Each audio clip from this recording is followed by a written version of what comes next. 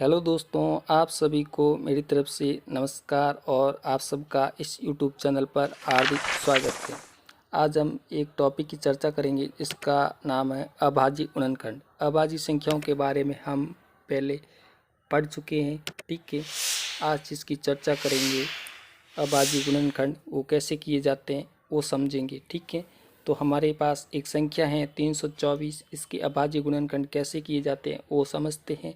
अभाज्य संख्याओं का लगातार भाग देंगे, ठीक है।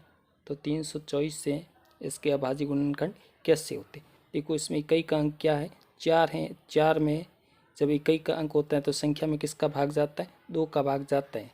तो ठीक है, इस संख्या में किसका भाग जाएगा, 2 का भाग जाएगा। कितनी बार, 2 एकम 2, 2 एकम 2, एक बार, ठीक है।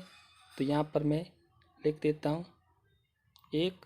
उसके बाद 2 छक्के 12, उसके बाद 2 दूनी 4, ठीक है। फिर 2 का भाग जाएगा, 2 अट्ठे 16 और 2 एकम 2। अब 2 का नहीं जाएगा, किसका जाएगा, 8 और 1 कितने होते हैं, 9। 9 में 3 का जाता है, तो 81 में भी 3 का भाग जाएगा। तो 3 का भाग देते हैं, 3 दूनी 6, 2 बच्चे, 1 लिखा 21, 3 साते 21, ठीक है। 3 का दिया, कितनी बार गया भाग भाई, 9 बार, ठीक है। फिर 3 का दिया, कितनी बार, 3 बार।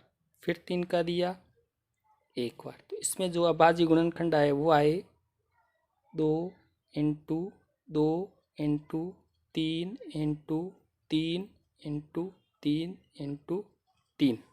3 कितनी बार है, 4 बार है, ठीक है।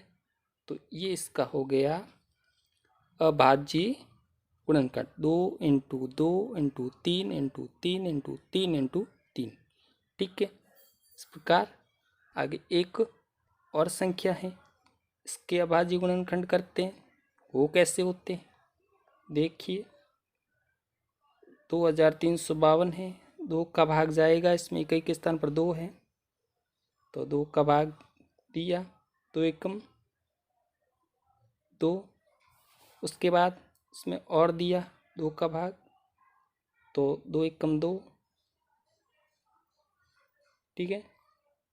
उसके बाद 1 बचा, फिर 5 लिखा, तो 2 साते 14। फिर 1 बचा, 2 छक्के 12, ठीक है। ये आया। फिर इसमें भी 2 का भाग जाएगा,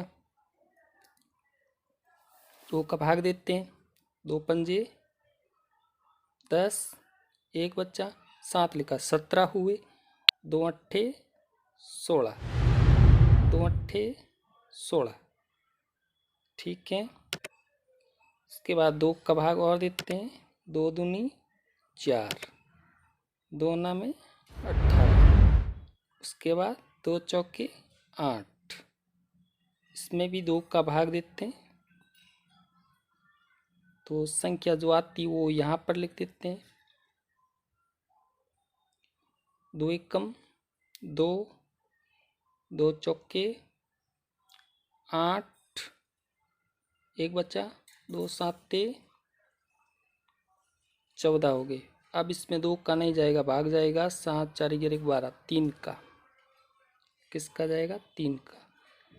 3 चौके 12, फिर बचे कितने, 3 चौके 12, तो 2 बच गए, और पीछे लिखे 7 तो हो गए 27, तो 3 नम 27, 49 हो गए। अब 49 में भाग जाएगा 7 का, 7 बार, 7 में 7 का 1 बार।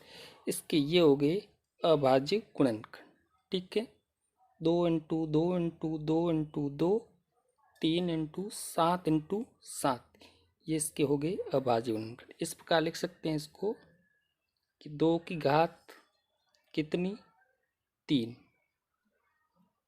ठीक है। 2 की घात कितनी, 3 नहीं, 2 की घात कितनी है, यहाँ पर 2 की घात है वो है 4। 2 कितनी बार है, 4 बार है, 2 4 बार, 3 एक बार है और 7 कितनी बार है? 2 बार। ये हो गए इसके अभाज्य गुणनखंड। ठीक है, आगे बढ़ते हैं। अब एक और संख्या लिखी हुई है 6400। इसके गुणनखंड भी करते हैं। 2 का भाग देते हैं, 2 दूनी 4। ठीक है, फिर एक बचा, 2 बचे, सीधा दे देते हैं। 2 3 6, 2 3 6, 3 बार गया। ठीक है, फिर 2 दूनी 4, 0 0। उसके बाद 2 का और देते हैं, आधा कर दो, 1600 हो गए, यानी 1600 हो गए। फिर 2 का दिया, कितने हो गए? 800 हो गए। ठीक है, कितने हो गए?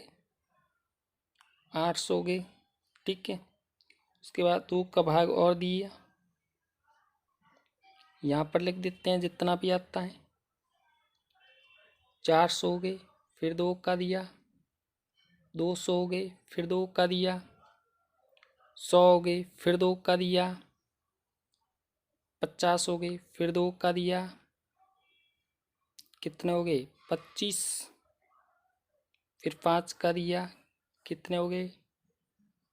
5 बार। फिर 5 का दिया एक बार। तो ये इसके गुणनखंड हो गए 2 into 2 into 2 into 2 into 2 into 2 into 2 into 2 into 5 into 5।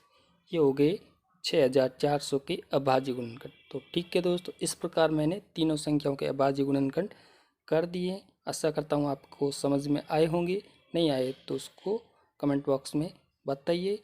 Channel को सब्सक्राइब कीजिए, दोस्तों के साथ शेयर कीजिए। ठीक है, इसी के साथ मैं आपसे विदा लेता हूँ। जय हिंद, जय भारत।